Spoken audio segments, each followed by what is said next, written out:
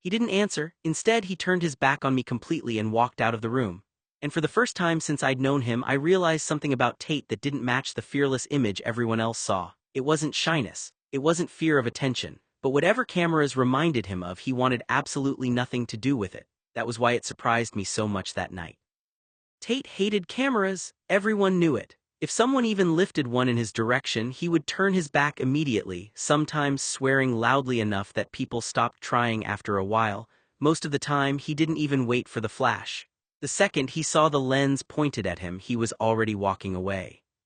So when it happened, I almost didn't believe it. We were standing in the living room after dinner. His mother had one of those old cameras in her hands, the kind she liked bringing out during holidays or when she felt sentimental. "Oh, you two look nice tonight," she said warmly. "Let me get a picture." My instinct was to glance at Tate, expecting the usual reaction, him rolling his eyes, turning around, muttering twat under his breath while leaving the room. Instead, something completely different happened. Tate pulled me closer. His arm slid around my shoulders and tightened there, firm and deliberate. The movement was possessive in that quiet way he had, the way that said I wasn't going anywhere. I looked up at him, confused. He didn't say anything. His jaw was set, his expression serious, but he didn't move away from the camera. "Smile," his mom said gently. Tate didn't smile, but he stayed exactly where he was. The flash went off. For a moment, the room filled with that brief white light and the soft mechanical click of the shutter. And just like that, it was done. Tate immediately relaxed his arm and stepped away as if the moment had passed and he wanted distance from it as fast as possible. I stared at him. "You hate pictures," I said quietly. "I do." "Then why did you let her take that one?"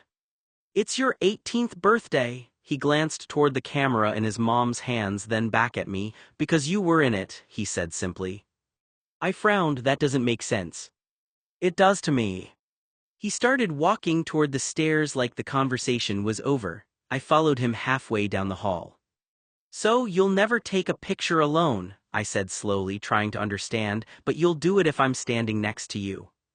Tate stopped walking. For a second I thought he might snap at me the way he did when people pushed him too far. Instead, he just shrugged slightly. "If someone's going to keep a picture of me," he said, "you should be in it." Then he continued upstairs, leaving me standing there trying to figure out what that meant. Across the room, his mom was already looking at the new photograph, smiling softly as she slid it out of the camera. In the picture, Tate wasn't smiling. His arm was wrapped tightly around my shoulders, holding me close, like he had decided that if his image existed anywhere in the world, I was going to be part of it. I didn't see the picture until later that night. His mom had set it on the coffee table while it developed, the glossy square still smelling faintly like chemicals. At first, I only glanced at it in passing, expecting something ordinary, two teenagers standing awkwardly together the way people usually did in family photos. But when I looked closer, something about it made my stomach drop. Tate's arm was wrapped tightly around my shoulders just like I remembered. I stood beside him looking normal enough, a little uncomfortable with the camera, but nothing strange. Tate looked wrong. He looked like standing there was causing him pain, not angry, not annoyed the way he usually looked in pictures before he started refusing them. Different. His face was perfectly still, almost too still, like every muscle had gone quiet at once. His expression wasn't the problem, though. It was his eyes. They looked black, not literally black, but dark enough that the light seemed to disappear inside them. There was no spark of irritation, no arrogance, no life behind them at all. Just depthless darkness staring straight into the lens. The longer I looked, the more unsettling it became. I stared at the photograph in Talia's hand, unable to look away because the shot Tate's mom captured disturbed me. It didn't feel like I was looking at Tate. It felt like I was looking at someone wearing his face, or maybe not even someone, just an empty version of him. Like his body was standing there for the photograph, but whatever made Tate's attention shift from the photographer was a mystery. A shell. That was the only word that came to mind. My chest tightened as I studied it. I had seen Tate furious, jealous, sarcastic, even vulnerable when the seizures came, but I had never seen him look like this, detached, hollow, almost frightening. I bumped into a girl at my party as I was carrying a drink across the crowded living room. She smiled at me, bright and easy, and held out her hand. "I'm Maya," she said. I shook her hand, smiling back. "Noah." She laughed lightly, a sound that made the noise of the party fade for a second. "Want to go out on a date sometime?" "Sure," I said, a little surprised at how easily the words came. Her grin widened. Great, here's my parents' phone number. Thanks, I said, taking a paper from her hands of her number. I walked away sighing, and just like that something simple and new started, a small thread of possibility I hadn't expected. For the first time in a long time, it wasn't about anyone else, it was just me. You like it? His mom asked from the kitchen. I startled a little and looked up. Yeah, I said automatically, though my voice sounded uncertain even to me. She walked in and picked up the photo, smiling warmly at it. I think it's sweet, she said. You two look inseparable. I didn't answer, because the longer I stared at the image, the less sweet it felt. His arm around me looked less like affection and more like possession. His grip was firm enough that it seemed impossible for me to step away even if I wanted to. And those eyes, those empty black eyes, stared straight into the camera like they hated being seen, like the photograph had captured something Tate usually kept hidden from the rest of the world. You looked weird in that picture, I said quietly. Pictures always look weird, he muttered. No, I said, I mean really weird. He didn't ask what I meant, he just pulled me closer, my head settling against his chest the way it always did when we slept. Doesn't matter, he murmured. I couldn't stop thinking about that photograph. The one in the picture looked like something else entirely, dead or barely alive. I had no idea that the photograph capturing the most important birthday of my life would become the most important photograph I would ever be in. Tate's arm was wrapped around my shoulder, and at the time, it felt like nothing more than a moment being quietly preserved. I didn't know then how easily ordinary moments could harden into something unforgettable. It was the photograph that haunted me, the photograph that would be stolen from me. The photographer took me. I hadn't realized how important that photograph would be. I didn't know at that time that the photograph would be a symbol of an unavoidable, invisible tragedy I never knew existed. My eyes were drawn away from the photograph and instead found Tate. The party was nice, I wanted to leave but acted like I was having an amazing time. Having fun yet? He asks. I nod because that's what I'm supposed to do. Because right now, in the middle of all this noise and light and celebration, with his hand warm and steady on my shoulder, it would be too painful to admit the truth. That this party is proof I never moved on.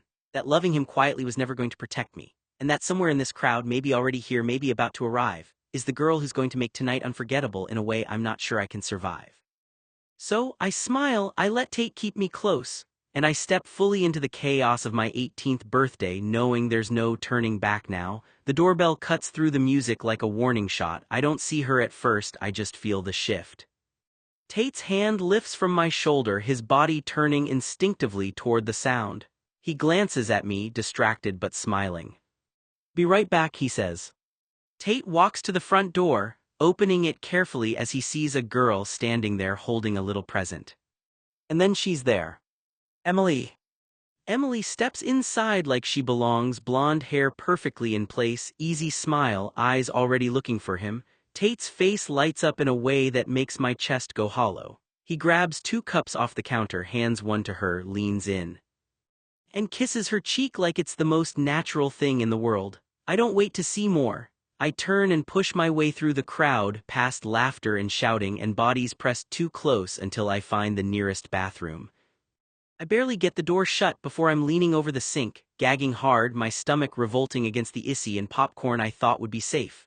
Nothing comes up, but it's close. I grip the porcelain and breathe, forehead pressed to the mirror, my reflection pale and slick-eyed. I look like a kid pretending he's fine at a party thrown by someone who doesn't know he's drowning. Get it together, I tell myself, get it together. I run cold water over my hands, let it numb me, rinse my mouth just in case. I stay longer than I should because the idea of walking back out there, of seeing them together again, feels unbearable. The door creaks open. Hey, Tate says gently, you disappear for too long, man. There it is, the concern, the habit. I don't look at him right away. I keep my hands under the faucet like I've got a reason to be there. Sorry, I say, my hands were sticky. He laughs. From what? Everything, I say, holding them up. This place is a mess. He nods immediately, accepting it without question. He always does. Thought you ditched me, he says lightly. Come on, everyone's asking where you went. I dry my hands and follow him back out, heart still racing, stomach still twisted. He doesn't notice the lie because I never lie to him, except I do. I lie about being fine. I lied about why my hands were shaking. I lie about how it feels to watch him fall for someone else on my birthday. He believes me because he trusts me. And he'll never know how many times I've had to betray that trust just to keep loving him quietly, just to survive standing at his side while my heart breaks in ways that leave no visible mark at all.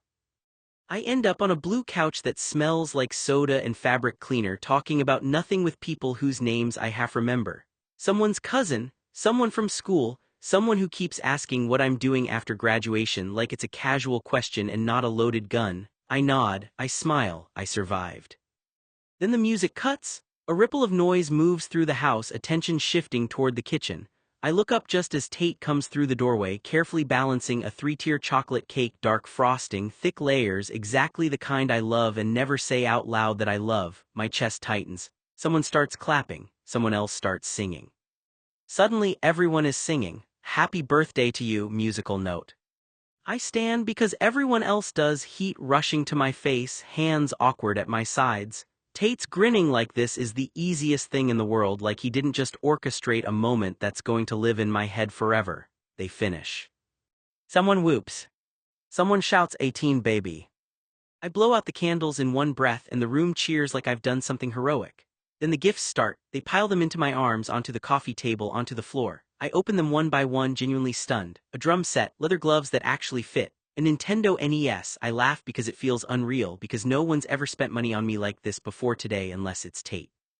Then Tate's parents step forward. Terrence clears his throat like he's about to announce a city ordinance. Talia's smiling, eyes bright. "We figured," Terrence says, "it was time you had something of your own." They hand me a set of keys. Outside, parked like it's always belonged there, is a red Rolls-Royce Silver Spirit. Shiny, real, mine. I can't speak, I just stare, throat locked, vision blurring. It feels like freedom I didn't know I was allowed to want. Tate's waiting, but he doesn't say anything at first. He just hands me a long case. I know what it is before I open it. My hands shake as I tear the paper, and there it is, the red guitar. His guitar, the one I've played for years, the one I taught myself on while Tate instructed finger placements, the one who knows my hands better than anything else in my life. I look up at him, stunned. "It's yours," he says simply. "Has been for a while, honestly." I shake my head. "Tate, I can't." He steps forward and pulls me into a hug, tight and familiar, his chin resting briefly against my shoulder. "You're important," he says into my ear. "Of course it's yours. Later tonight," Tate whispered in my ear, "I have many more surprises for you." Tate didn't say anything when he walked in. I only noticed him because the air shifted like it always did when he was near. I turned slightly, still sitting near the wall, the guitar resting against my leg. "Yeah." There was a pause. I could feel him watching me. "That's yours," he added, nodding toward the guitar like it wasn't a big deal, like it hadn't just been sitting there waiting to be noticed. I frowned slightly, my fingers brushing over the strings without playing. "Mine." "Yeah," Tate said, shrugging. "You like it." That was it. No build-up, no explanation, just a simple statement like the decision had already been made long before I even knew about it. I looked back down at the instrument, something about the moment settling strangely in my chest. Slowly I turned it, angling it toward the light, and that's when I saw the writing, faint but deliberate, etched into the body. "To my favorite nephew. 1979. From Hamburg." My breath caught for just a second. "Joey, it had to be." I stared at the words a little longer, my thumb brushing lightly over them. The guitar was older than both of us. Older than everything we were, something given to Tate, something meant for him, and now it was here with me. I glanced up at him. "Joey gave this to you." Tate didn't react much, just leaned against the doorframe, arms loose at his sides. "Yeah, when we were kids." "Kids?" I looked back down at it, the realization settling in slowly, piece by piece. "You're giving it to me?" I asked, quieter now. He shrugged again like it didn't matter. "You liked it." I hug him back, harder than I mean to, burying my face just long enough to steady myself. For one perfect, unbearable moment, the world narrows down to this. His arms around me, the weight of the guitar in my hands, the certainty that he loves me, just not the way I love him. When he pulls back, he's smiling, happy, proud, already turning to say something to someone else. I hold the guitar close to my chest and smile too, because tonight is a once-in-a-lifetime event, and this This kindness, this generosity, this love that almost feels like enough, is the gift that's going to hurt the most to carry with me when I finally drive away. It's 45 minutes before midnight. The party has thinned into something hazy and loud and tired. Tate finds me near the stairs, eyes bright like he's been waiting for this moment. "Come on," he says, "second gift's upstairs." My stomach twists, but I follow him anyway. He opens his spare room door and gestures to me to go inside. Sitting on the edge of the bed is the hottest girl in USC, blonde, confident, legs crossed like she knows exactly why she's here. She looks up and smiles like this is just another night. Tate grins, he winks at her.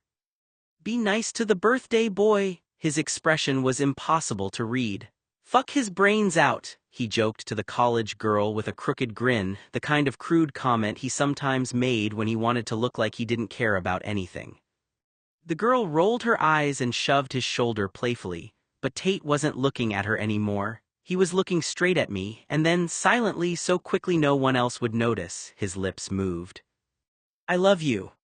The words weren't spoken out loud, just mouthed, barely there. Then, because this is Tate, because he never does anything halfway, he winks at me too, backs out of the room, then shuts the door. The click of the latch sounds final. I stand there, heart pounding, trying to make my brain catch up to what my body already knows. This is what he meant. This is the surprise. This is him trying to fix me or help me or celebrate me, probably all at once. I do want to lose my virginity, I just don't want it to be like this. I wanted Tate to forcefully take it from me while he says, "I love you," during our first fuck. I don't want a cheerleader to have the pleasure of being my first time while the boy I loved was outside the door. Not with her, not like a favor, not like a gift someone else picked out, but I don't know how to say no without ruining everything. She stands steps closer, she smells like perfume and certainty. We kiss, it's awkward at first, then easier than just something I let happen. We make out for a long while, long enough that I stop thinking about the clock, long enough that I can pretend this is what 18 is supposed to feel like. It's not bad, it's just not right. Because the truth was simpler, we only kissed, that was it. I had kissed people before. A few girls from school once or twice at parties, sometimes just because everyone else was doing it and it seemed like the normal thing to do. Nothing serious ever came from it. It was just a moment, two people leaning close, testing curiosity, then moving on. It didn't mean anything. Eventually the cheerleader pulls back, smooths her hair, and smiles like she's checking something off a list. "Happy birthday," she says softly, and slips out the door without another word. The room feels empty the second she's gone. A few minutes later, Tate comes back in. "Well," he asks, grin already in place. I sit on the bed, hands braced behind me, staring at the floor. He claps me on the shoulder, proud. "Guess that makes you a man now." I nod, because nodding is easier than explaining. "You may be a man now," he murmured softly. His voice was quieter than usual, stripped of the sarcasm and sharp edges he used with everyone else. "But you're still my favorite person in the world." The words settled somewhere deep in my chest. I didn't know how to respond to that. Part of me wanted to laugh it off, make some joke about how dramatic he sounded. But another part of me understood that Tate didn't say things like that lightly. Not ever. Because how do you tell your buddy that the thing he thought would complete you just made it clearer than ever who you actually want? Him. How do you explain that becoming a man feels less like crossing a finish line and more like stepping farther away from the one person you love? Tate is smiling, satisfied, convinced he's done something good.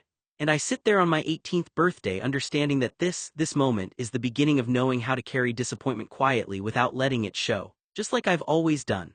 I freshen up in the bathroom, running cold water over my wrists, staring at myself like I might recognize the person looking back. A few minutes later, I use the bathroom to clean myself up after the make-out session with the college girl. My mouth still tastes like Tiffany's lip gloss. It doesn't mean anything, I keep telling myself that. I step back into the hallway, planning to head downstairs like I'm supposed to. That's when I hear it, not words, just sounds, movement, breath, intimacy, moans. They're coming from Tate's bedroom.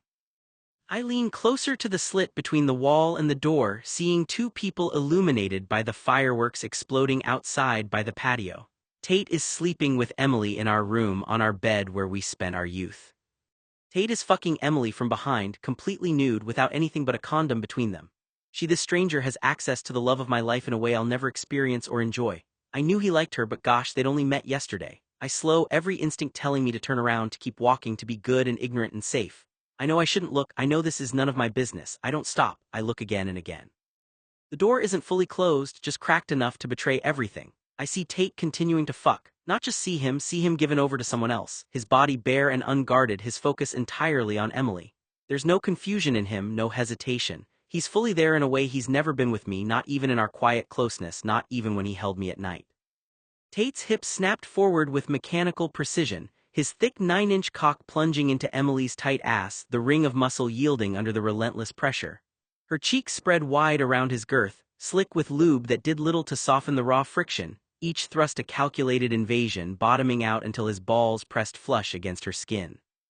He gripped her hips hard enough to bruise, fingers digging into flesh as he used her body like a vessel, chasing release without a trace of tenderness. No kisses, no whispers, just the wet, obscene slap of skin on skin echoing in the dim room, his grunts low and animalistic. "Ah, fuck," Tate groaned through clenched teeth, sweat beading on his brow as he drove deeper, the clinical rhythm betraying his detachment. Emily arched back, pushing against him, her demands sharp in the air. "Harder, give it to me," she gasped, voice husky with need, her own hand slipping between her thighs to rub her clit furiously.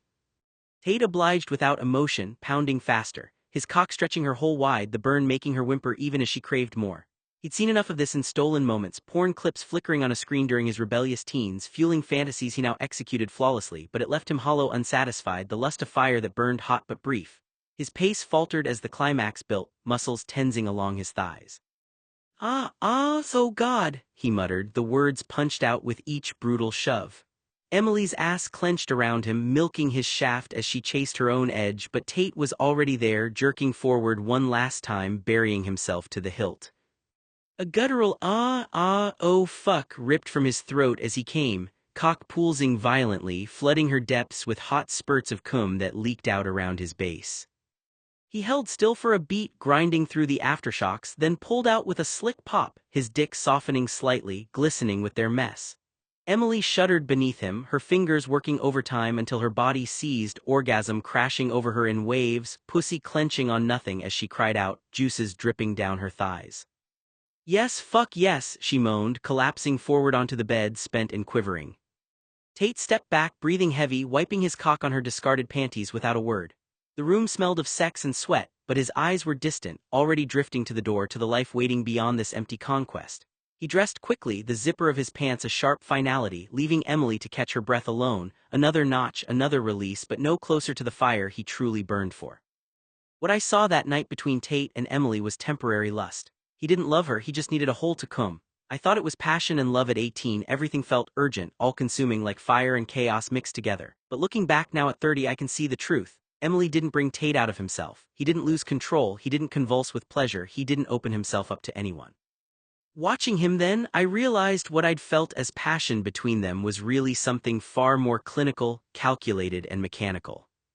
Every move, every gesture precise and detached. The desire was there, but the heart, the spark of connection wasn't. Tonight I remembered that clarity. He could be lustful, animalistic even, but it was an emotion divorced from intimacy or care. His body responded, but his mind and soul stayed somewhere else. Perfect in its precision, perfect in its execution, but passionless in its core. It made me understand something I had never fully admitted before. Tate could crave someone, want someone, even chase them relentlessly, but he could do it without love, without vulnerability, without a single flicker of tenderness. I had once imagined lust, yes, emotion, not yet. And in that realization I understood him better and feared him more, because I knew now that the heart he reserved for me and only me was the most dangerous thing in the world. This is intimacy. This is choosing.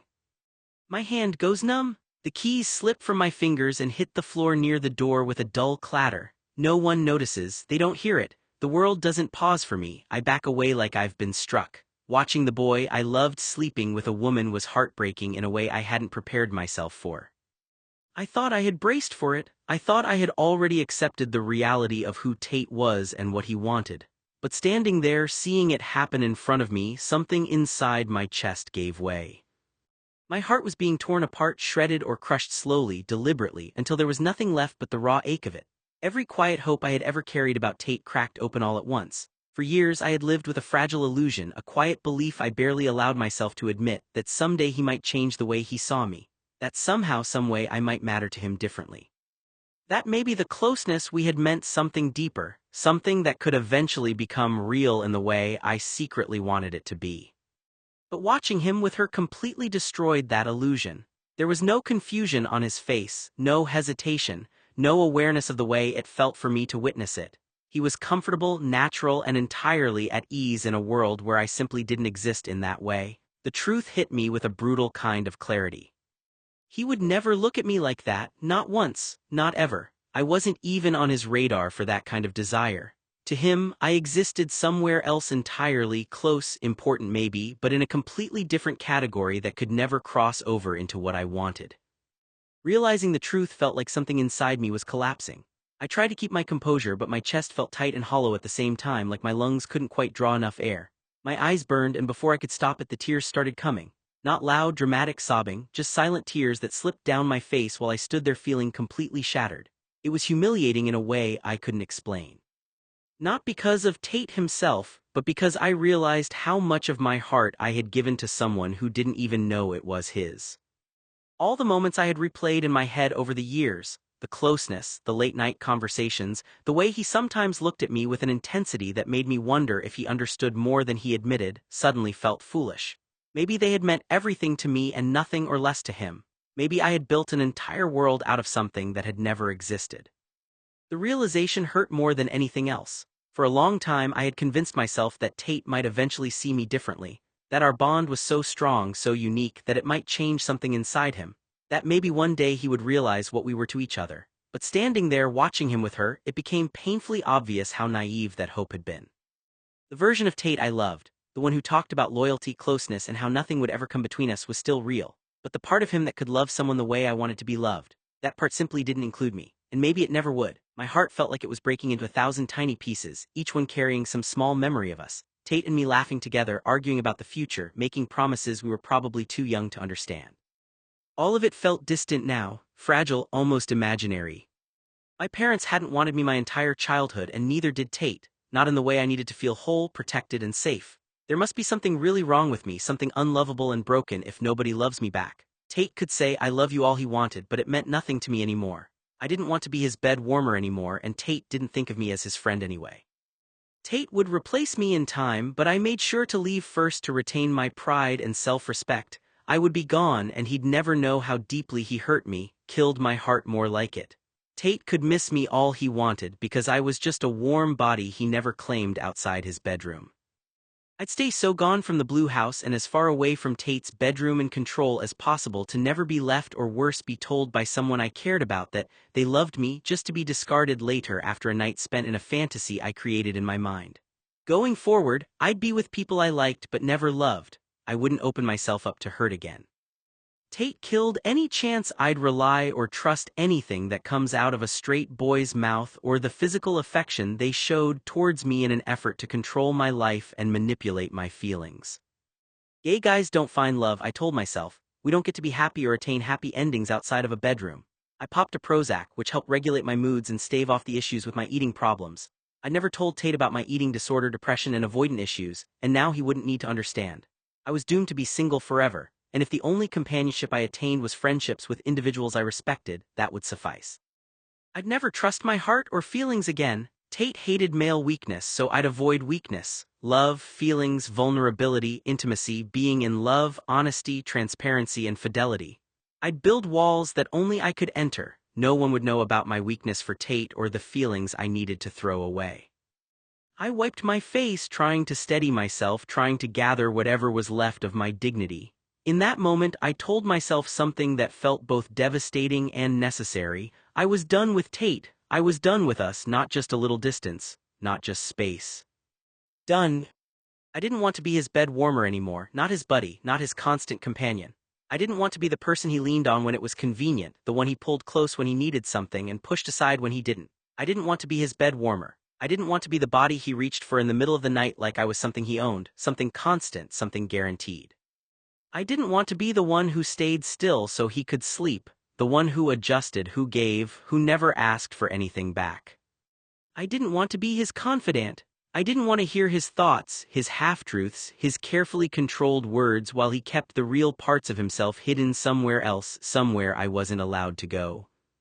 I didn't want to be his brother. I didn't want to be his peer. I didn't want to be his surrogate family. I didn't want to be anything to him anymore. Because that's what I was, wasn't I? Something useful, a warm body. I exhaled slowly, staring at the wall like it might give me an answer. That's all I've ever been to him, someone to keep him warm at night, someone who didn't leave, someone who didn't question him until I did. And the moment I did, he snapped. Because I wasn't supposed to think. I wasn't supposed to ask questions. I was supposed to stay exactly where he put me, quiet, compliant, predictable, without asking for anything from Tate. My jaw tightened. Tate didn't respect me. If he did, none of this would have happened. He wouldn't have brought Emily into his life like that, so easily, so casually, like I didn't exist. Like I wasn't the one in his bed every night, the one he held onto like I was necessary, like I was nothing. And my birthday, a humorless laugh slipped out under my breath. My birthday, of all days, if he respected me even a little, he wouldn't have done that. He wouldn't have let her into that space, into his life, into something that was supposed to be ours, whatever this was, but he did. If Tate had basic respect for me, he would have kept his pants zipped and avoided embarrassing me. Because to him it didn't matter, because I didn't matter. My chest tightened, something sharp and heavy settling in at the same time. And the worst part, he didn't even understand me, not at all. If he thought I wanted a girl, a cheerleader, if he thought I wanted some random hookup, some meaningless distraction instead of him, then he didn't know me at all, didn't see me, didn't hear anything I'd never said but had always been there. I let out a quiet, bitter breath. What a joke, all of it, everything I thought we were, everything I thought he understood. A joke. I was done hoping he might change. Done pretending our closeness meant something more than what he believed it to be. Done letting my heart cling to a future that was never going to happen. The words echoed quietly in my mind as I stood there, feeling hollow and exhausted. I was done with him, done in every possible way. I couldn't think about Tate anymore. Even the thought of him made something inside my chest tighten. And the sight of him, his voice, his laugh, the easy confidence he carried everywhere felt unbearable now. If I never saw Tate again, it would be too soon. That realization came with a dull, hollow clarity. I had stayed for so long because being near him had once felt like the center of my world. Now it felt like standing too close to a fire that had already burned me. I needed distance, real distance, not just a few hours away, not hiding in another room of the house, pretending I was busy while trying to avoid running into him in the hallway. That kind of distance wasn't enough anymore. Once I graduated, I'd drive somewhere else out of this town and attend college somewhere no one knew about me or fucking Tate. The house itself felt saturated with him, his presence, his voice, the memories of every conversation and every moment we had shared there. Every corner reminded me of something. The living room where we had argued and laughed. The kitchen where we had stayed up too late talking about the future. The stairs where he had once stopped in the middle of a sentence just to say something strange or philosophical that only Tate would say. All of it felt poisoned now. I couldn't stay there pretending everything was normal. I couldn't keep seeing him every day and acting like nothing inside me had broken. I had to get out of the house, out of his orbit, out of whatever strange, undefined place I occupied in his life. The longer I stayed, the worse it felt, like I was slowly suffocating under something I couldn't explain to anyone, and the truth was Tate probably wouldn't even understand why. That hurt almost as much as everything else, because to him nothing had really changed. He was still the same person he had always been. The only thing that had shifted was the illusion I had carried about what we meant to each other. I wiped my face again, trying to steady myself. The thought of leaving terrified me in a practical way I didn't want to admit. Walking away meant going back to the life I had come from, the trailer, the uncertainty, the constant feeling of barely hanging on. It meant giving up the comfort and opportunity that his family had given me. But staying meant something worse. Staying meant watching Tate live a life that didn't include me in the way I had secretly hoped it would. Watching him build relationships and a future where I remained on the outside, pretending that was enough. I couldn't do it, not anymore. The decision formed slowly but firmly in my mind. I had to leave this house. I had to leave Tate's world. And I had to do it as quickly as possible before whatever was left of my heart shattered completely.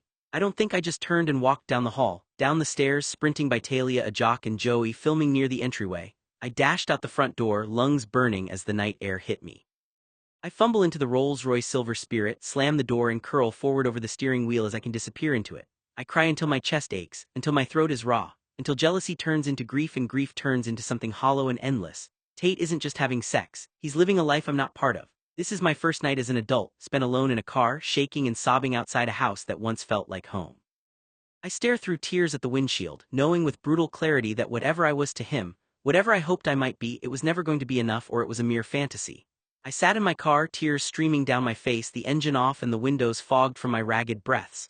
The image burned into my mind, Tate, stripped bare, his muscular body glistening under the low light as he positioned himself over Emily. She lay there on the bed, legs spread wide, her eyes locked on his naked form, drinking in every inch of him, the broad shoulders, the defined abs, and that thick 9-inch cock standing rigid, veins pulsing with need. He didn't hesitate, gripping her thighs and yanking her closer, the head of his dick pressing against her entrance before he shoved in deep, burying himself in one forceful stroke. Her gasp filled the air, but it was his low growl that twisted the knife in my gut. He was lost in her, hips rolling as he mounted her fully, cock sliding out halfway only to slam back in, stretching her walls around his girth. He fucked her with a hunger I'd never seen directed at me, each thrust deliberate and powerful, his balls slapping against her skin with wet smacks. "Fuck, you're tight," he muttered, voice rough as he pinned her down, one hand on her shoulder to hold her in place while the other braced beside her head. She arched up, nails raking his back, urging him on, but I knew it was all for him, pure selfish pleasure. His pace quickened, cock pistoning in and out of her pussy, the slick sounds obscene, her juices coating him as he chased that high. I could picture it so clearly. The way her body jolted with every invasion, her moans mixing with his grunts, but it wasn't love or connection. It was conquest, his dick claiming her whole like territory he owned. I left Tate before he could leave me. That was the truth of it, no matter how I tried to dress it up in my head. I wasn't going to wait around to be replaced by a pair of beautiful eyes or painted nails, wasn't going to lie there in his bed one more night pretending I didn't hear the shift in his voice when he spoke to someone else. Tate would never change. He would never look at me and see something worth choosing, something worth keeping. I wasn't a choice to him, I was a constant, something he assumed would always be there, and I was done being assumed, so I made the decision for both of us. I moved on from him, quietly, completely, without giving him the chance to stop me or worse, the chance to not even notice I was leaving. I didn't plan on telling him the truth. There was no point. He wouldn't understand it, not the way I needed him to. I could already hear the way he'd brush it off, reduce it to something simple, something small, something that didn't require him to look too closely at himself. Telling Tate would be an additional humiliation where he'd know about my feelings and me being gay. So I'd lie, something easy, something he could accept without thinking too hard. I'd say I was moving into an apartment and that I wanted something different, that I was ready to grow up. It would make sense to him. It would fit into the version of me he'd always believed in. And maybe that was the cruelest part, how easy it would be for him to believe it, how little it would disrupt his world. I'd pack my things when he wasn't there, box everything up piece by piece, quietly erasing myself from his space as I'd never been part of it to begin with. No scene, no confrontation, no chance for him to grab my wrist, no chance to pull me back into that bed he shared with Emily. I wouldn't give him that moment. I wouldn't give him the opportunity to make me hesitate. I knew myself too well. If he looked at me the right way, if he said my name the way he always did when he wanted something, I might stay. And I couldn't afford to stay, not anymore, so I'd leave when he was gone, slip out of his life the same way I slipped out of his bed some nights, quiet, unnoticed, careful not to wake anything in him. By the time he came back, I'd be gone. No explanation he couldn't dismiss, no presence he could hold on to. Just absence, just space where I used to be, and maybe he'd be confused for a moment, maybe he'd even be annoyed, but he'd move on, he always did. And this time, so would I. Love isn't rational or wise. Tate didn't owe me his heart or his body, but seeing the love of my life fuck another person, even if it was a temporary pleasure, was devastating. Why her, why not me? My own hand trembled on the steering wheel, my cock hardening painfully in my jeans despite the ache in my chest. If he'd just turn that fire on me, pin me down and force his way into my ass, I'd give him everything, hours of unrelenting tightness clenching around him, milking him through orgasm after orgasm until he collapsed, spent and shaking. I'd take every inch, the burn turning to bliss as he pounded me raw, my hole stretched wide, begging for more. I wanted his cum flooding me, hot and thick, spilling out when he pulled away, dripping down my thighs as proof of his possession. Or better yet, on my knees, his cock shoving past my lips, fucking my throat until he exploded, letting me swallow every drop, tasting him, owning a piece of that pleasure he denied me. I wouldn't replace Tate. Not because he was good for me, not because he loved me well, but because surviving him felt like surviving, whether violent, consuming, unforgettable. You don't go looking for another storm after one like that. You board up what's left of yourself and learn to live with the damage. After Tate, I stopped wanting love. Not in the dramatic way people talk about heartbreak, but in a quieter, more permanent sense.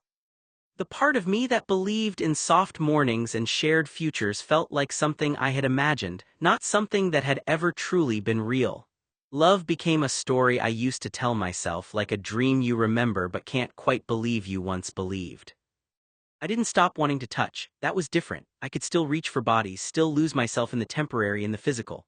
I could take what I needed and leave before anything settled into something dangerous. I could be wanted without being known. It was cleaner that way, safer. No promises, no unraveling, no aftermath that left me sleeping in places I never thought I'd end up, like the inside of a car that still smelled faintly of him. I learned how to be alone in a way that didn't ask questions. Nights became something to endure rather than share. Silence stopped feeling empty and started feeling like control. No one could take anything from me if I didn't offer it in the first place. And if someone kind came along, someone steady, someone who looked at me like I was something worth holding on to, I told myself I could accept that.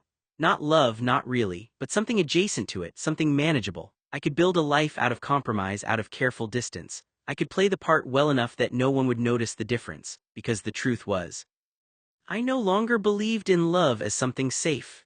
Not after it had the power to uproot me, to hollow me out, to leave me with nothing but the echo of what I thought it was supposed to be.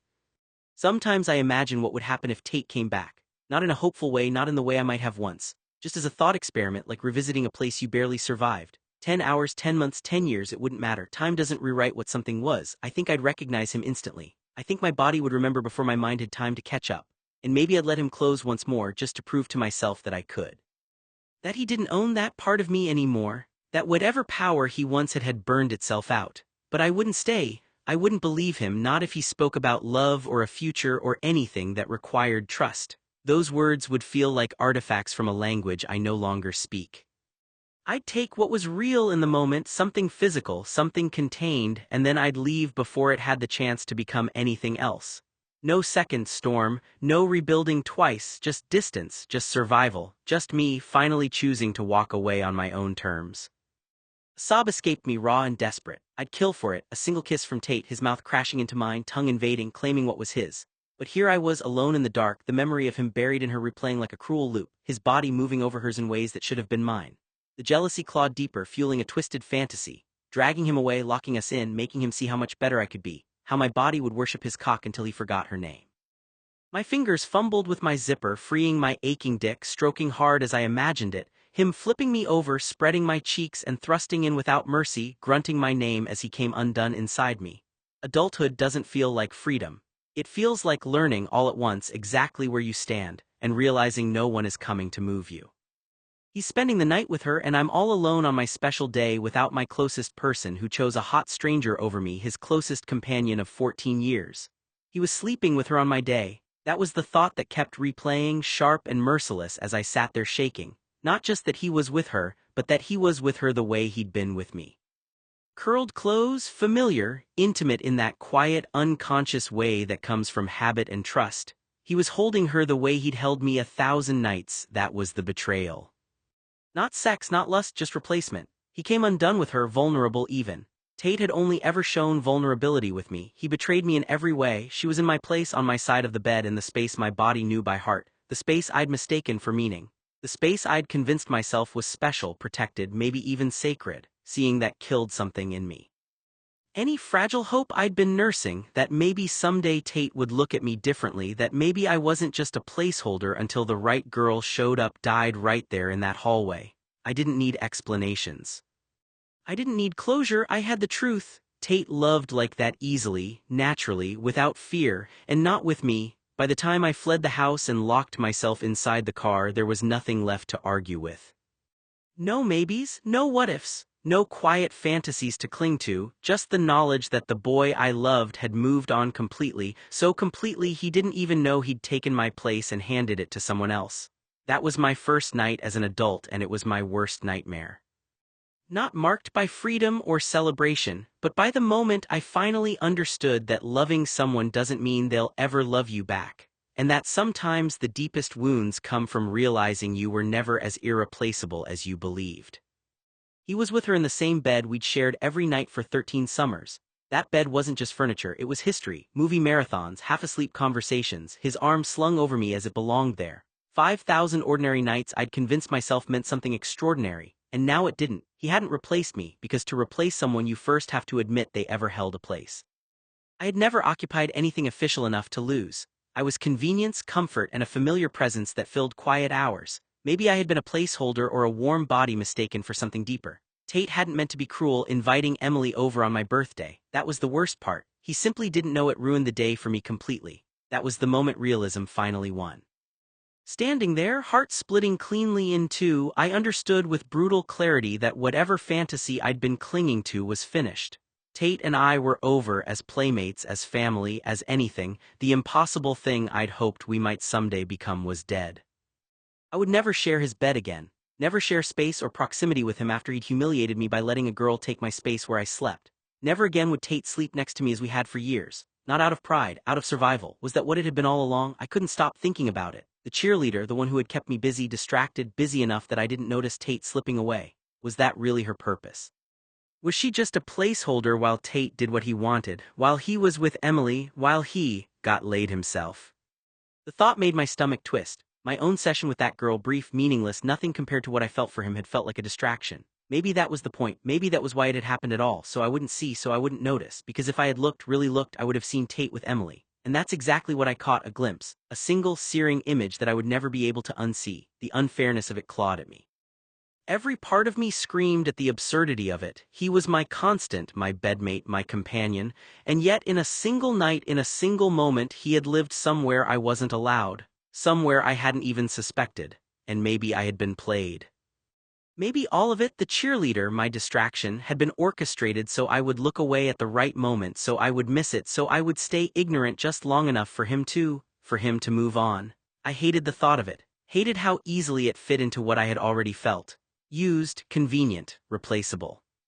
All the signs had been there. The casual way he smiled at her, the way his attention shifted for just a moment. And yet I had stayed, had trusted, had believed. My hands clenched at my sides. The memory of seeing him with Emily burned hotter than anything I had ever felt before. Not jealousy alone, not even just heartbreak. It was betrayal wrapped in the invisible threads of my own complicity. I had been busy, I had been distracted, and he had taken that moment to be somewhere I wasn't.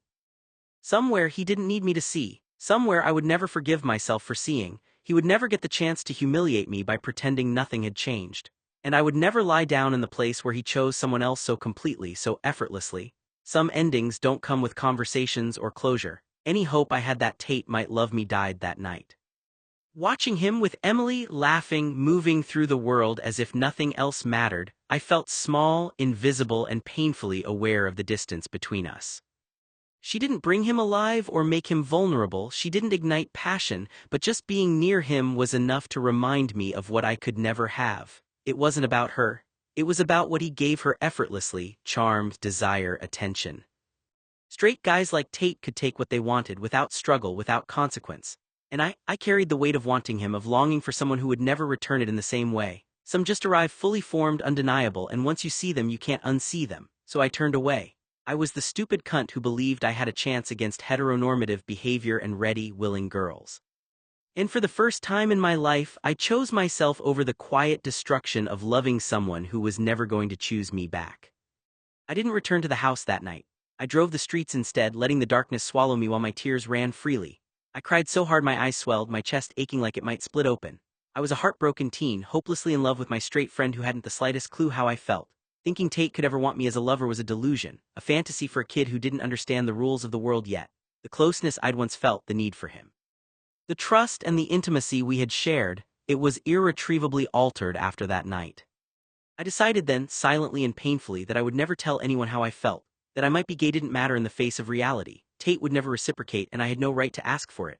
From that moment on I would keep my distance. I wouldn't share his bed, visit his house, nor be anything but someone he used to know.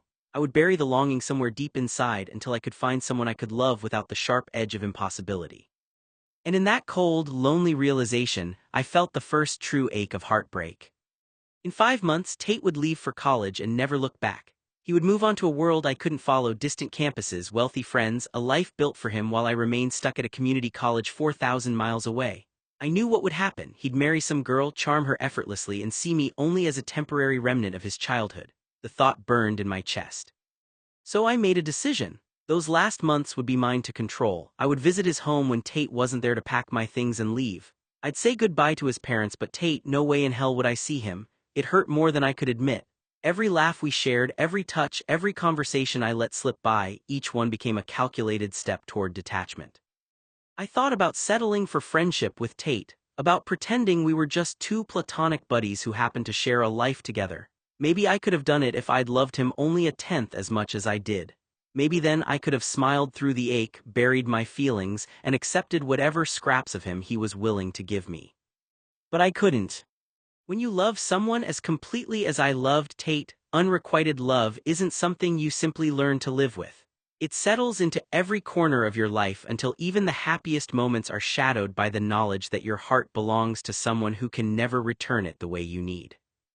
The only thing I could think of that might dull the pain was distance. Not because I wanted to stop loving Tate. I knew I never would. I just needed enough space to remember who I was without him. I needed to build a life that didn't revolve around waiting for feelings that would never be returned. Maybe time wouldn't erase what I felt, but I hoped it could teach me how to carry it without letting it consume me. I told myself it was survival. I told myself it was self-preservation. And yet no matter how carefully I withdrew, a part of me still longed for him to notice, to reach out, to fight for me. But I knew he never would. I made plans to retreat from every part of his life, his bed, his home, and his social calendar. Every little piece of our daily routine, once comforting, has now become a battlefield I have to navigate with care. Each step away from him felt like tearing my own heart out, and the agony of pretending everything was fine was crushing. I couldn't let him know why. Explaining it would have been unbearable, exposing my love for him, the desperation I felt, or the fear of being left behind. He didn't need to know how much it hurt to watch him exist in a world that wouldn't, or couldn't, include me the way I wanted. So I swallowed it all, my longing, my jealousy, and my heartbreak. I smiled, laughed, and played the part of his companion while quietly planning my own disappearance. Every interaction became a careful calculation, how close I could be without giving him a reason to notice, how much I could stay without leaving myself raw. And in the silent hours at night when I lay alone in my new car, I let the pain wash over me, reminding myself that the only way to survive Tate was to protect myself first, even if it meant sacrificing the best part of my life. At night something inside me broke. Tate and our relationship died violently, like a candle snuffed out in a gust of wind, and with it went every fantasy I'd ever held that I might have a happy ending. I realized painfully that I couldn't count on him, not for love, not for loyalty, not even for the small comforts we'd shared as teens. By the time I left, the plan was clear. I would withdraw immediately and pretend I met a girl who would spare me the pain of his rejection when the time came. That night marked the end of More Than Us. It marked the death of hope, the cruel understanding that some people get what they want without ever having to fight for it, and some hearts are simply left behind or crushed beyond repair. I was a stupid faggot for believing a hot, straight, attractive stud would find me attractive or choose me instead of a beautiful girl. Stupid, stupid, stupid. I needed new friends, new experiences, and a life that didn't revolve around Tate. Every laugh, every touch, every shared glance with him reminded me of what I couldn't have, and staying near him was a guarantee of heartbreak. I had to step away even if it tore me apart from the inside. The longer I lingered in his orbit, the more I risked my own sanity, my own sense of self. I knew that no matter how much I loved him, no matter how fiercely I cared, his world wasn't mine to enter the way I wanted it to be. It hurt to admit it, but the truth was unavoidable. Staying close would only deepen the wound. Leaving, even in small, careful steps, was the only way I could protect what little remained of my heart. I didn't want Tate to touch me, speak to me, or even be near me. It wasn't his fault he couldn't love me, but seeing him, watching him exist in the world without me, without a care for my heart, was unbearable. Every glance, every casual laugh he shared with someone else felt like a knife twisting inside me. I drove off that night, windows down, the cool air doing nothing to calm the storm inside. My stomach turned, my chest ached, and then the sickness took over. I threw up on and off for hours, sitting in my new car, head hanging over the frame, clutching the wheel, my body racked with the physical weight of heartbreak. Each heave felt like my heart being shredded all over again. It was agony I couldn't explain, couldn't rationalize, and couldn't share. I was alive, but I felt dead, drained of hope, of comfort, of any idea that love could ever reach me. And yet, somewhere beneath the waves of nausea and despair, a single, terrible truth anchored itself in me. I had no choice but to leave him behind. Staying close would only prolong the pain, only deepen the wound. So I drove on into the night, feeling every mile stretch me further from the only person I had ever wanted, and knew that survival meant never looking back. It was 3 days later before I returned to the Blue House. I called in sick to school for several days. I told the school I had a fever, something going around, the usual excuse that kept teachers from asking too many questions. The truth was simpler. I couldn't sit in a classroom across from Tate pretending nothing had happened on my birthday. I couldn't look at him. The thought of his casual smile, the way he would lean back in his chair and talk to me like everything between us was perfectly normal, made my stomach twist. Once he had driven away from the Blue House, Noah kept driving for a long time, as if motion itself could delay whatever he was supposed to face next. The streets of Los Angeles blurred together, familiar intersections becoming meaningless, streetlights passing over the windshield like slow, mechanical breaths. He didn't have a destination, he only knew he couldn't stay still. He didn't want to go back to his mother's trailer. Not tonight, not like this. The thought of it felt unbearable, like arriving somewhere that should have been safe and finding it already waiting with questions he didn't want to answer. And worse than that, there was the thought of Tate. If Tate looked for him there, if Tate came there with that same certainty he always seemed to carry, Noah didn't know what he would say, or what he would have to pretend to be in order to survive the conversation. His throat felt tight as he drove. Tears came and went without warning, blurring his vision until he had to slow down at intersections longer than necessary. He wiped his face once, then gave up trying to stop it. His cheeks were already stained, his eyes swollen and red, as if his body had decided to tell the truth even when he couldn't. Eventually, without really deciding to, he turned down a side street off South Vermont. The neighborhood changed subtly the farther he went. Less movement, fewer cars, buildings that felt like they had been left behind by time rather than people. He followed the road until it narrowed into something quieter, more forgotten. That's when he saw it. An abandoned property sat slightly back from the street, half hidden by overgrowth and shadow. A maple tree leaned over the edge of it, its branches spreading out like something trying to reclaim the space. Noah pulled in beside it slowly, his tires crunching softly against gravel and debris. From where he parked, you couldn't see him clearly from the road. The car disappeared into the angle of the trees as if it had chosen to be overlooked. A few feet away stood an old warehouse, blue once maybe, though time had worn it down into something duller, harder to place. From the street it would have looked like nothing at all, just another forgotten structure in a city that constantly built and abandoned itself. Up close, it felt heavier, like it held the memory of something it no longer had the strength to be. Noah sat in the driver's seat for a long time without moving. The engine was off, but the silence didn't feel quiet. It felt full of everything he had been carrying all day, everything he couldn't quite name without it breaking apart further. He leaned his head back against the seat and stared through the windshield at the darkened outline of the tree above him. His hands still trembled slightly on the steering wheel. For a moment he thought about calling someone, then let the thought pass without acting on it. There was nowhere he needed to be right now, no version of home that felt reachable. Just this in-between space, this hidden stretch of city where nothing expected anything from him. And so, when the night settled in fully and the air grew colder around the car, Noah made a quiet decision, not spoken, not planned, just understood. He would stay here, just for tonight. He would sleep in the car, parked beside the maple tree and the abandoned warehouse where the world couldn't quite find him and where he didn't have to explain why he had run out of places to go. Noah's sleep was fitful, the kind of sleep that came in fragments rather than rest, slipping in and out of consciousness as if even his mind couldn't fully commit to letting go. Every time he drifted too far, something pulled him back up again, noise that wasn't there, thoughts that wouldn't settle, the uneasy awareness of where he was and how different it felt from anything he had ever known. Noah was used to sleeping on an expensive, comfortable mattress, the kind that held warmth and weight and silence in equal measure. Usually there was a large, dark-haired, hazel-eyed body draped over him, keeping him warm without effort, as if sleep itself had always been something shared rather than endured alone. But tonight he slept alone. It wasn't cold, not really. It was late April and the air only carried a mild chill, the kind that should have been easy to ignore. Still, the difference was noticeable in a way that had nothing to do with temperature. He pulled a blanket or two from the back, along with a coat he had kept there, layering them over himself until the car felt less empty than it had a moment before. It was manageable, not comfortable but manageable. The world outside the car stayed quiet in a way that felt almost unreal. No footsteps, no voices, no movement that belonged to him, just the distant hum of the city and the stillness of the abandoned space around him. After a while, exhaustion won out in uneven waves and he managed a few hours of sleep, light, interrupted, but still sleep.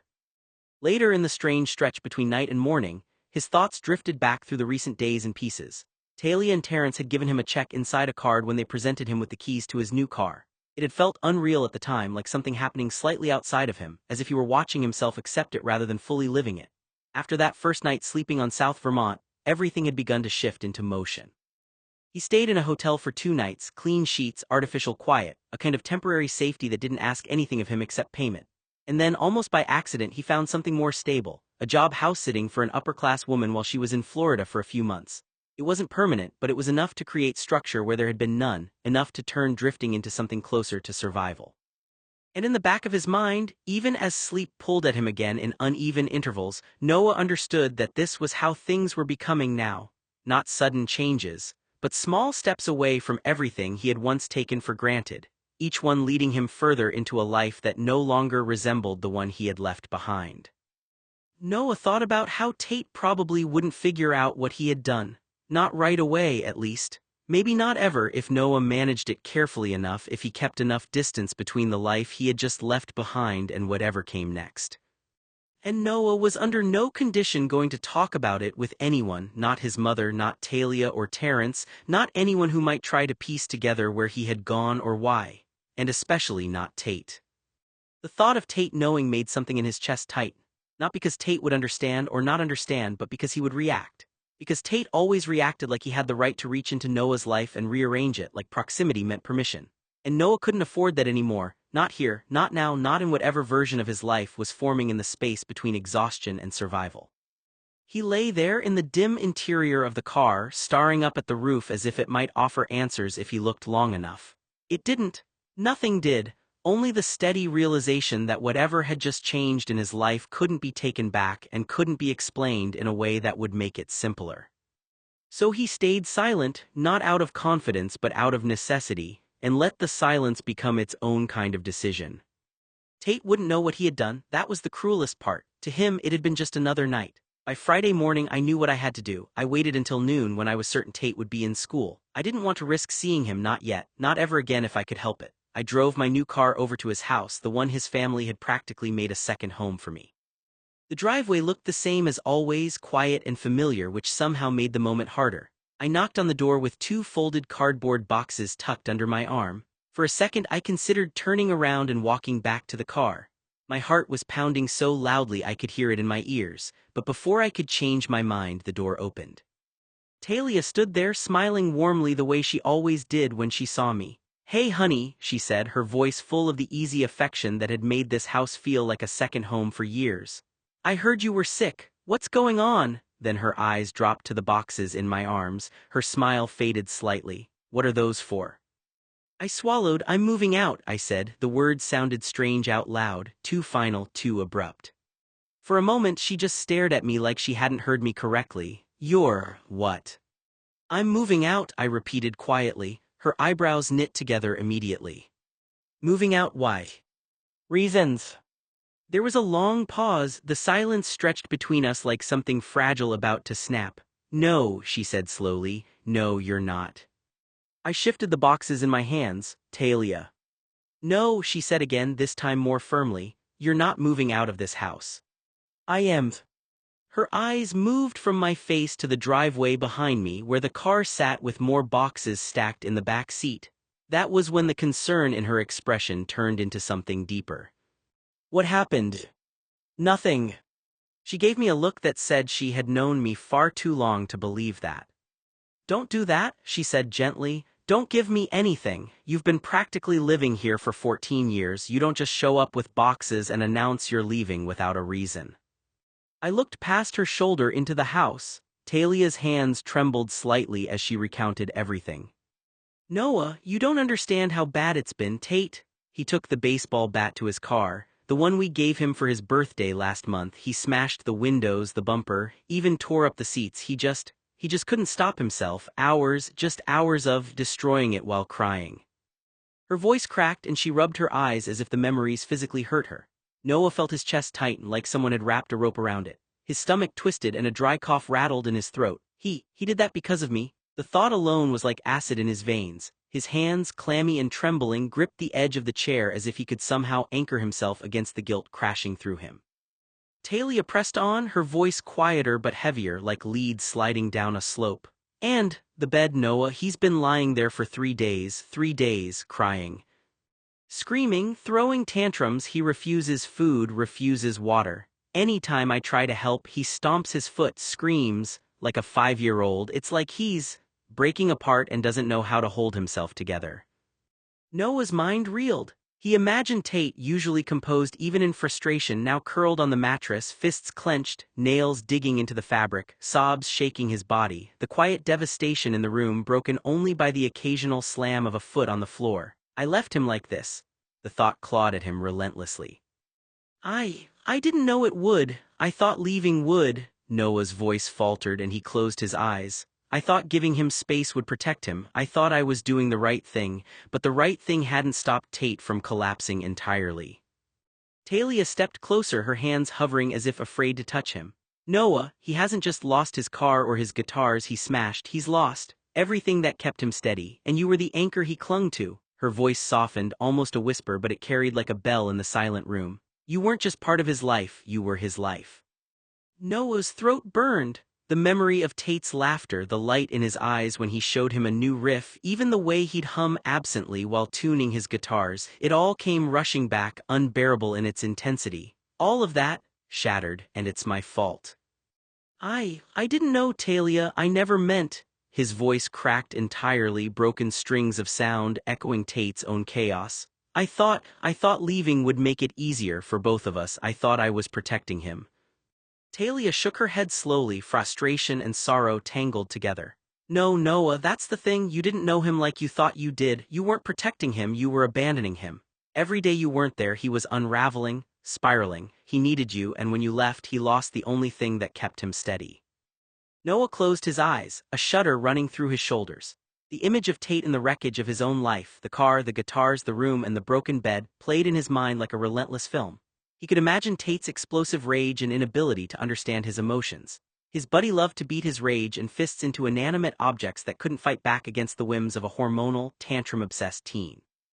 Noah could almost hear the sound of metal crunching, glass shattering, wood splintering, and in the echoes he heard his own absence screaming back at him. I never wanted to destroy him, Noah whispered, barely audible, but I did. I destroyed him and I can't fix it. Talia moved closer, placing a hand lightly on his shoulder. I know, Noah, but understanding it, and being here now, maybe it's the first step. He's broken, but he's still in there. And maybe you can help him find himself again if you're ready to stop running. Noah exhaled shakily, thoughts tumbling over one another. I ran because I was scared. Scared I'd hurt him, but staying away hurt him even more. 3 days. For 3 days he's been screaming and crying without me. For 3 days I told myself it was mercy, but it was a lie. And now I have to face what I did. Talia ran her hands through her hair, trying to steady her voice. Noah, it's worse than just the car or the guitars. He has sleep anxiety. He can't turn his brain off. Every creak, every plumbing noise, footsteps. He's terrified. At night he can't cope. He's afraid of everything. Noah's stomach dropped and a tight, cold knot formed in his chest. Sleep anxiety? He's been terrified alone every night. He could almost feel Tate trembling, could hear the panicked thrum of a heart too scared to rest. His own throat tightened painfully. Talia swallowed hard. Last night, he didn't even stay in bed. I found him under it, hiding, sucking his thumb, shivering and mumbling incoherent thoughts. At first he didn't even notice me. I didn't know how to reach him. He was just gone inside his fear. Noah's fingers dug into his knees, his mind spinning. He imagined Tate curled under the bed, rocking slightly, eyes wide and unseeing, whispering nonsense to himself. Noah's chest ached with guilt at the thought. I left him like this. I left him to fight the dark alone. Talia's voice softened, but the tremor didn't leave it.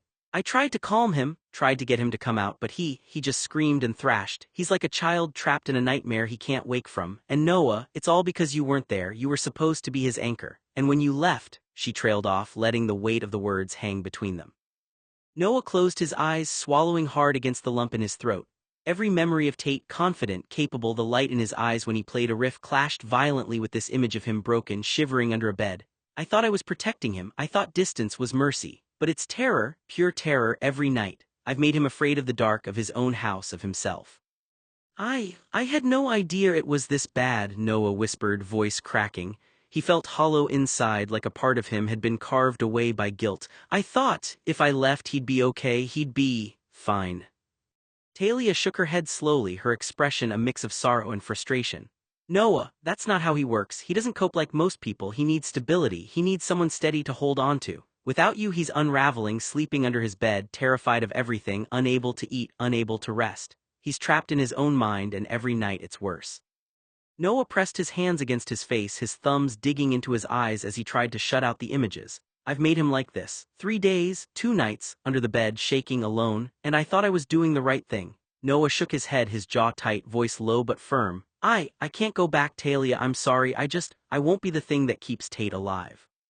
The words hit the room like a sledgehammer. Talia's hands flew to her face, muffling a sob. Tears streaked her cheeks, hot and heavy. Noah, please, you don't understand. He needs you, he can't. Her voice broke completely and she sank to the edge of the chair, shoulders shaking. Noah's chest felt like it had been carved out with ice. I'm not his savior, I'm not his anchor, I never was. He ran a hand over his face trying to steady his shaking fingers.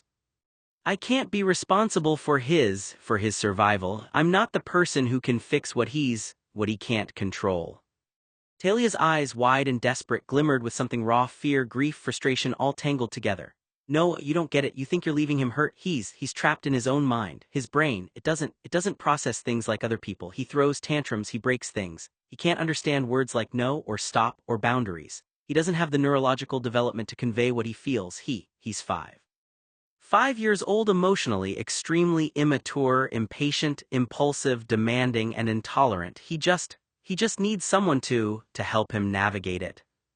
Noah swallowed hard, his throat tight. Every memory he had of Tate, those moments of light, laughter, and music, now felt like fragile glass in his hands, threatening to shatter entirely. He can't cope, and I'm not equipped to hold him. I can't, I said. Talia wiped at her eyes, trembling. And every night he's alone in his fear, he's screaming, hiding, under the bed, breaking things, and you think leaving is better, you think it's safer. It's destroying him every second you're gone. Noah's hands clenched into fists, nails pressing into his palms. The weight of it all, the guilt, the heartbreak, the impossibility pressed on him like a physical force. I'm not equipped to be responsible for him. I can't give him what he needs. I thought leaving would protect him, but staying, I can't. It would destroy me too. Talia's sobs filled the space between them. You think you're not destroying him by staying? Every second you hesitate, every time you say no to him. He doesn't understand why. He just feels abandoned. He feels terrified. He needs someone who can be steady, Noah. And right now that someone isn't you because you can't. He's stuck in his own brain and it's cruel. Talia's voice trembled as she recounted it, tears streaking her cheeks. Noah, you don't understand. Last night he cried on his bed, hysterical, kicking, screaming, and calling for you. I tried to hug him, tried to get him to calm down, but he bit me. Noah's chest tightened. He's lost control completely. He's hurting himself and anyone who tries to help. He swallowed hard, words barely leaving his lips. He bit you, Talia. I can't believe I left him like this. His voice cracked and he ran a shaky hand through his hair. Talia swallowed hard. I called Uncle Joey in Belarus, trying to get him to help, but Tate, he took the phone from me and destroyed it, pulled it out of the wall, stomped on it. He got worse, twice as bad when Joey flew to LA and tried to help Tate's father physically restrain him so he wouldn't hurt himself. Both men carried him upstairs, but Tate bit Joey and then got away, locking himself in the spare room. He's at school right now because I threatened him with a psychologist if he didn't leave the house. Her voice dropped, trembling in horror. Yesterday, he had a seizure right there in the chaos. Noah's hands gripped the edge of the chair, knuckles white. He swallowed, voice choked with guilt. A seizure? He's really falling apart, isn't he? And I'm not there, I'm not helping. I left him to do this to himself. Talia shook her head slowly, sobbing. Noah, you can't even imagine what it's like. His arrested development makes Tate act like he's 5 years old inside, extremely immature, impulsive, demanding, intolerant. He doesn't understand words like no, stop, and boundaries. He just explodes. Every attempt to help him, every restraint, every boundary, it just makes him worse. Talia gave a small, cautious nod. Just be ready for the storm, Noah. He's not going to forgive you easily, not yet, but he's still your Tate, and maybe he still needs you. Noah's hands clenched into fists, knuckles white. The thought of Tate lying there, his hands curled, eyes swollen, chest heaving in grief was unbearable. But it was also a lifeline. He had destroyed the anchor, but maybe he could be the one to help rebuild it. I have to try, I have to. Talia's voice shook, and her hands trembled as she spoke. Noah, last night he tried to sleep in his room. I saw him lying there holding a photo of you in his arms. He was struggling so hard to fall asleep and he couldn't. He kept tossing, turning, whispering your name, just trying to feel like you were there. Noah's throat went dry, his stomach twisting. He's holding a photo of me, and he can't sleep. I left him like this. His hands gripped the chair tightly, knuckles white as the weight of it all pressed down. Talia, he can't be alone, can he? His voice was almost a whisper, broken, raw.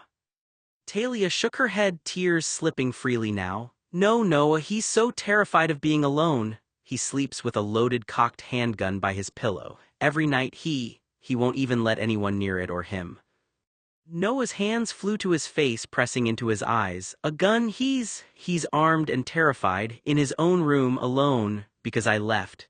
His chest tightened, a cold, suffocating weight. I left him like this. I made him afraid of the night, of himself, of everything. Everything looked exactly the same. The hallway, the staircase, the quiet warmth that had once made me feel safe, now it just felt heavy. I just think it's time, I said. For what? For me to go. Did something happen? Was he an asshole? I laughed. Nothing happened, really. Her face softened, but there was confusion written all over it. Sweetheart, she said quietly, this is your home. I shook my head. It was never really my home. That's not true, she said immediately. It kind of is. She crossed her arms lightly, studying my face the way mothers do when they're trying to read something deeper than the words you're saying. This has something to do with Tate, doesn't it? My stomach tightened. I looked away. That's not the point. Which means yes. Talia. What happened between you two? Nothing happened. That's the second time you've said that, and I believe it even less now. She stepped aside from the doorway. Come inside and have tea with me. I can't. Yes, you can. I'm just here to pick up my things. You can still come inside. I hesitated. After graduation, we'd like for you to stop by and take a check. It's a little something we wanted to give you.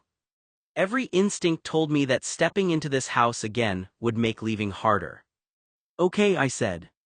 But Talia wasn't moving. She stood there patiently, waiting. Finally, I stepped inside. The familiar smell of the house hit me immediately: coffee, polished wood, and the faint scent of whatever candle she had burning in the living room. It felt like walking into a memory.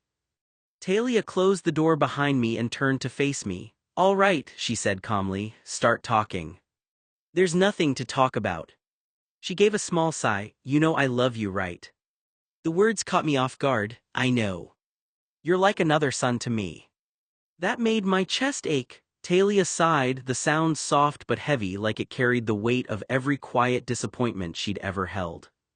And when someone I love shows up looking like they've been crying for 3 days and announces they're moving out without warning, she continued, her voice gentle but firm, I'm going to ask questions. I shifted the boxes in my hands, feeling the weight of them as though it mirrored the weight in my chest. I stared at the corners of the room, the familiar lines and shadows suddenly sharp and unfamiliar. My voice came out quieter than I expected, almost swallowed by the air between us. I just think it's better for me if I'm not around anymore. Talia's brow furrowed and she stepped closer, her hands brushing the edges of one of the boxes I held. Better? Better for who, Noah? Because it doesn't feel better for you. Look at you. You're exhausted, broken, and hiding in shadows like I'm going to burn you alive for breathing wrong. You're not just leaving a space, you're leaving yourself behind. I shook my head, gripping the box tighter. I'm fine, really, it's just easier this way. Easier? She asked, voice sharper now as the word itself hurt her. Do you think anyone would call this easy? Crying yourself awake, dragging yourself through the day, pretending nothing matters while everything's falling apart inside you. You think I don't see it? I swallowed hard, my throat tightening. I don't want to talk about it. Talia's hand rested gently on my shoulder. Noah, you don't get to just walk away from people who care about you without letting them understand why. I can't make this easier for you, but I can help you not feel like you're disappearing entirely. You're not invisible. I looked down, trying to avoid her eyes, my chest burning. I don't need help, I have to leave. Leave, she repeated, softer this time, almost pleading. You think leaving is going to fix what's broken? You think walking out the door changes what's inside you? You're not running from a place, Noah, you're running from him. The lack of his name hit harder than I expected. I let out a shaky breath. It's not that simple. Talia knelt slightly, lowering herself to my level, her hands still on the box, steadying me more than I realized. Nothing about what you've lived through has been simple, but leaving without saying anything, without letting someone, even me, know what's going on, that's cowardice, not courage. You deserve better than this silence. You deserve to be seen. I swallowed again, my hands trembling. I can't stay where he is. I can't be whatever he needs me to be anymore while sacrificing my mental health and future. Talia's eyes softened, but the weight in them didn't lessen. Noah, you have to understand something. My son, he has neurological, psychological, and emotional developmental problems. His security blanket, you moving out, shattered his calm routine. Completely, everything that kept him steady, gone. I shifted uncomfortably, guilt tightening my chest. I didn't know it would affect him like that. Talia shook her head gently. You do know him, Noah. He loves you, and not in a simple way. He needs you. He won't let you attend college away from him. He won't accept that distance. He clings to you because you're the one thing in his life that makes sense. My throat tightened. I thought leaving would protect him. I thought giving him space would help him cope. Talia's sigh was soft, heavy with both sadness and a trace of awe. I used to think your relationship with him was codependent at the beginning, but Noah, look at him now. You've changed him. You've made my son. Noah, he's different now, kind, loving, calm, because you're in his life. You've breathed life into him. I felt my stomach twist with a mixture of shame and pride. I didn't know I had that effect on him. Talia gave me a small, sad smile, tears glimmering in the corners of her eyes. Without you, he'd be an emotionless zombie just surviving, but with you, he laughs, he loves, he enjoys life. You're not just part of his routine, Noah, you are his world, and you make him live it fully. I closed my eyes, letting her words sink in. I'm the anchor. I'm the one keeping him alive, in every sense of the word. The guilt, the fear, and the love collided inside me, a tidal wave that made every breath heavy. Talia leaned forward slightly, her voice quieter now, almost pleading. I don't say this to guilt you. I say it so you understand what leaving him or trying to leave him really does. He's not just a boy with needs. He's my son, and you're the only one who makes those needs something beautiful, not terrifying. You've given him life, Noah. Don't take that away. I swallowed hard, voice barely a whisper. I didn't realize, I didn't know I meant that much to him. You do, Talia said firmly, and he knows it, he feels it. Every laugh, every calm moment, every time he trusts himself because of you. It's because of you, you've made him whole, Noah, and that's not something you can walk away from without breaking him entirely. Talia's voice was barely more than a whisper, but it cut through the silence like a knife. Last night, he lay down in his bed trying to sleep. He couldn't, he just rested there in the fetal position, trembling, whispering your name over and over, begging you to come back to his bed. I felt my stomach twist painfully, my hands tightening into fists at my sides. He's calling for me, he's scared, alone, and begging me, and I'm not there. Talia's eyes shimmered with tears. He kept asking over and over, Noah, what did I do? Why did you leave me? He was crying the whole time, shaking, repeating the questions like he thought the answers would bring you back. My chest tightened so hard it felt like it might collapse. He's blaming himself. My voice was hoarse, barely audible. He thinks it's his fault I left.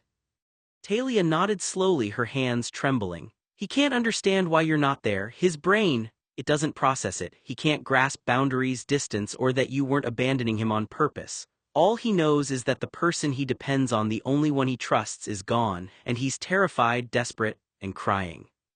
Talia's voice trembled as she continued, her words almost a whisper but heavy with meaning. Noah, you have to understand something about him. When he was 15, I did tests because the tantrums were getting so bad. He'd throw himself against walls, hurt his head in frustration, and nothing I did calmed him. The doctors, they told me something I couldn't ignore. His arrested development. It prohibits him from processing mature, complicated emotions.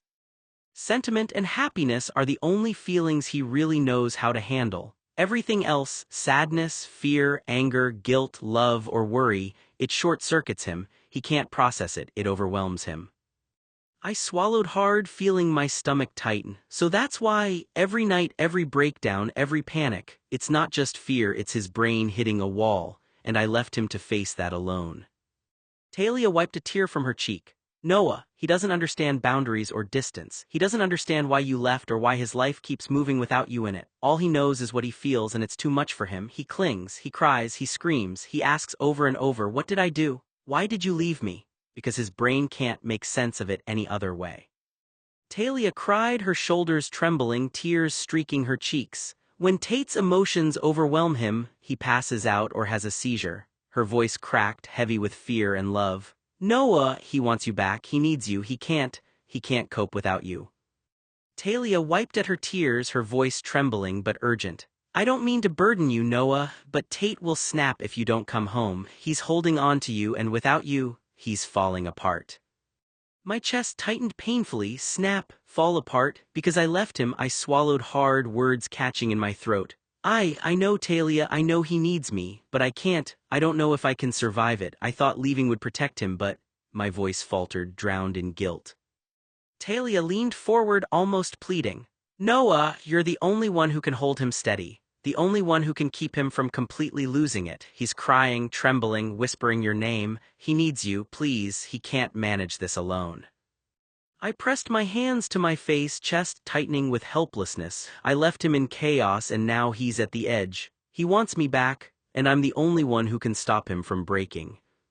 Talia's eyes softened and her voice became quiet, almost a whisper.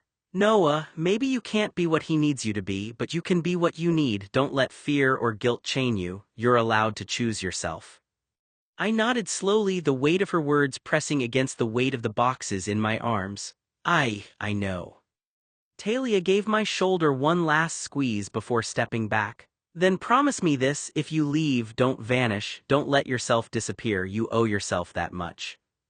I met her gaze for a moment, feeling exposed and vulnerable, and whispered, I promise. Talia's eyes narrowed slightly and she crossed her arms, leaning against the doorway. Why are you leaving, Noah? She asked softly, though there was an edge to her tone that made me feel like I couldn't dodge the question. I shifted uncomfortably, my hands fumbling with the straps of the boxes I'd been moving. I couldn't look at her, not really. Not the way I wanted to, not if I wanted to keep control over the fragile wall I'd built around myself. There's something wrong with me, I said finally, my voice quieter than I intended, almost a whisper. Being gay was hurting me. Talia's frown deepened, but there was more in her expression than disapproval. She tilted her head slightly, like she was listening to a song she didn't know the words to but could still feel the rhythm. Something was wrong with him. What did he mean, she wondered. She could see the tension in my shoulders, the way my fingers curled around the boxes as if they could hold me together. He's shutting me out, she thought, but I can see the cracks in the walls he's building. He's hurting. He's hiding something bigger than he realizes. Her voice softened, but it was firm enough to pull me back into the room. Nothing is wrong with you. What do you mean, something's wrong with you? I shook my head, the lie tasting bitter on my tongue. I mean, my being here isn't good for me, I muttered, trying to sound casual, like I wasn't unraveling inside. And Tate, he's hurting my mental health. Being around him, it's too much. I can't do it anymore. Talia's brow furrowed even more. She leaned forward slightly, studying me like she could peel back the layers of my mind if she just focused hard enough. Hurt his mental health, that's all he's going to say. There's more. He's terrified of saying it, terrified of being seen, terrified of being vulnerable. And yet here he is, carrying all of this on his own. She took a careful step closer, her voice quieter now, almost a whisper meant for just me. Noah, leaving like this without telling anyone the truth, without letting someone in, I don't think it's helping you. I know you feel like it's easier, but the truth doesn't disappear just because you walk out the door. I clenched my jaw, looking down at the floor, trying to will the words to go away. I'm house-sitting now, I said quickly, forcing it into something practical. So I'll have a place to sleep for a few weeks until graduation. Tate can move on and I can start dating someone. My voice faltered slightly at the last part, even as I added it. A girl I met. Talia's eyes softened, but concern lingered there like a shadow she couldn't shake. She rested a hand on one of the boxes I was holding gently, almost as if she wanted to hold me instead. He's trying to hide everything, but he's breaking under it. He thinks leaving will fix it all, but he doesn't even know what it is. And the worst part, he doesn't trust anyone to see it, not even me. Her words cut deeper than I expected. I couldn't answer. I wanted to, but even my own thoughts felt like they were betraying me. She sees right through me, she always does.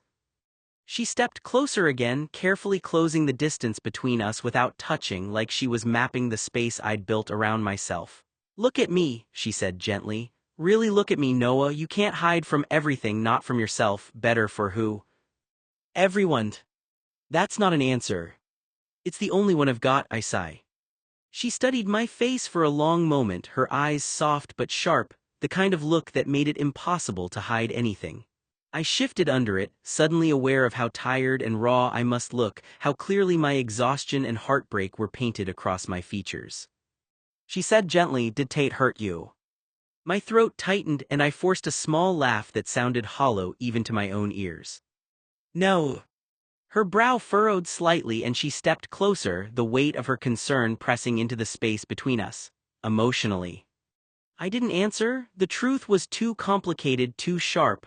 I couldn't condense it into a word, a sentence, a lie that would satisfy her curiosity. That silence was enough. "Oh, honey," she whispered, her voice full of something like sadness, maybe even fear. "He's carrying so much and pretending it's nothing. I can see it in his eyes. God, he's hurting so deeply and won't let anyone touch it." "What did that boy do?" she asked, her tone still gentle but urgent, like she needed to understand, needed to reach me. "He didn't do anything," I said quickly, hopping to quiet the concern in her voice to reassure her that there wasn't anything to worry about. Her eyes narrowed slightly.